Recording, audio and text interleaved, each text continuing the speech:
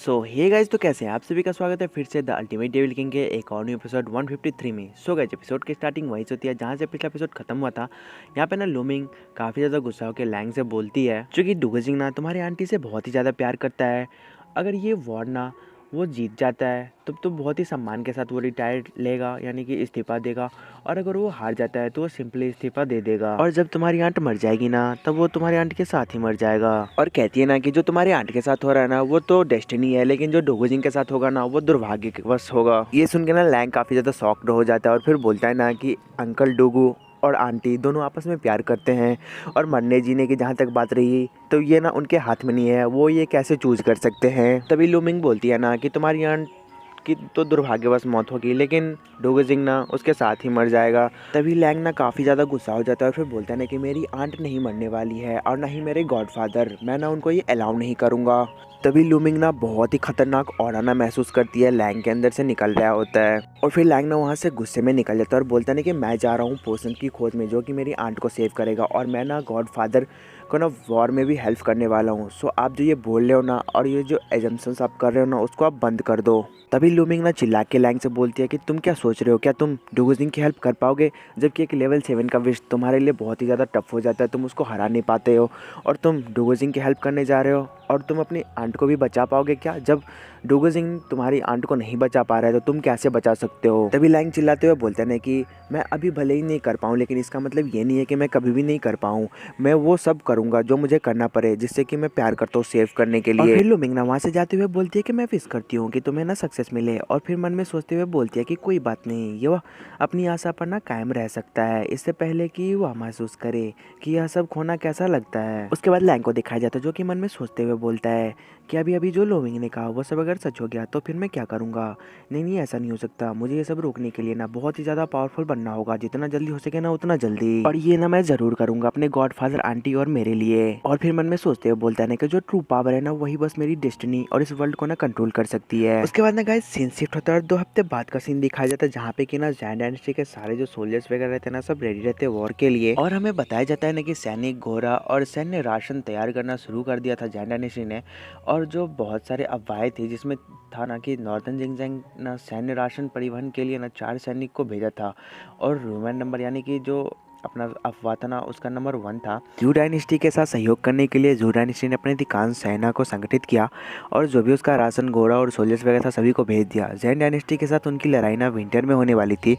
और हाँ, second number humour ये था ना, लैंग एक पवित्र आत्मा वाला युवा विद्वान है जो कि नॉर्दर्न जिंगजैंग के मुख्य लड़ाकू ताकतों के साथ ना गुप्त तरह से रह रहा था और वह जू युई और जूनो को ना मारने और इस तरह से इमोर्टल जाओ का बदला लेने की उम्मीद कर रहा था। और ह्यूमर नंबर 3 याओजी जो है ना वो मैजिकल टाइप से है, उसका जो सुपर नेचुरल पावर है ना बहुत ही ज़्यादा खतरनाक है। वॉरियर किंग रियलम वाले बंदा जो जूसेन था ना उसको ईजिली मार दिया था और उसने थर्ड प्रिंस को भी किडनैप कर लिया और वो अब जोजियन को भी काफ़ी ज़्यादा चोटिल कर दिया था और वो अभी ना खुद आइसोलेटेड होकर ना ट्रेनिंग कर रहा है। शिफ्ट होता है और एक सोल्जर को दिखाया जाता है जो कि बोल रहा होता है ना कि बॉर्डर पर रहने वाले लोग ना बहुत ही ज़्यादा दहशत में हैं और बहुत ने तो अपना घर तक छोड़ दिया है।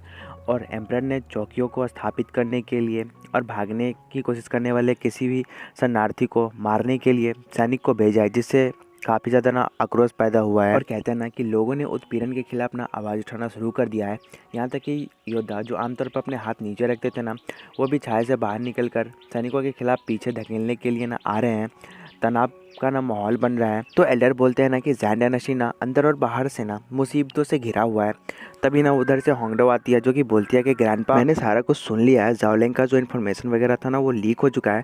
अगर ये जो क्लैन का कोई प्लान है ना तो हमें बहुत ही जल्दी उसकी हेल्प करने के बारे में सोचना चाहिए। तभी ना ग्रैंडपा काफ़ी ज़्यादा गुस्सा होकर होंगडो उसके बोलते हैं ना कि जब भी जाओलिंग इन्वॉल्व रहता है ना किसी चीज़ में तुम अपने दिमाग से ना पैदल हो जाती हो, तुम ना इतना ज़्यादा टेंशन वगैरह ना लो, उसे कुछ भी नहीं होगा।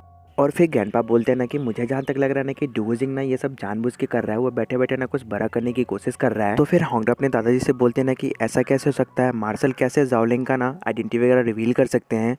उसके बारे में इन्फॉर्मेशन लीक कर सकते हैं।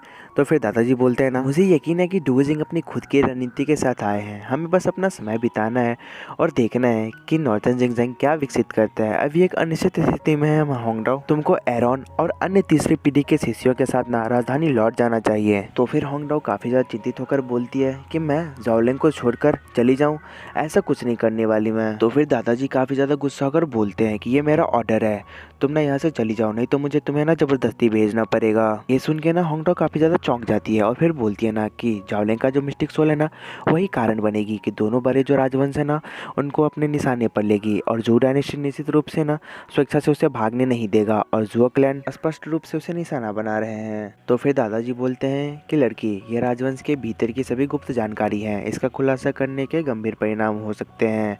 तुमको लगता है कि जुओ क्लैन इतना मूर्ख होगा? तो फिर होंगडाओ बोलती है, क्या ये जुओ क्लैन नहीं है जो कि जाओलिंग को तिरस्कार कर रहा था? कोई भी जाओलिंग को तिरस्कार करना नहीं चाहेगा, लेकिन उन्होंने ऐसा किया। तो फिर दादाजी होंगडाओ से बोलते हैं कि डायनेस्टी अराजकता में है और इससे गृह युद्ध भी शुरू हो सकता है। क्या तुमको वास्तव में लगता है कि एम्परर इतना मूर्ख होगा? जिंगजैंग ना डुगु के प्रोटेक्शन में है, तुमको लगता है कि वह इन अफवाहों को फैलने से नहीं रोक पाए?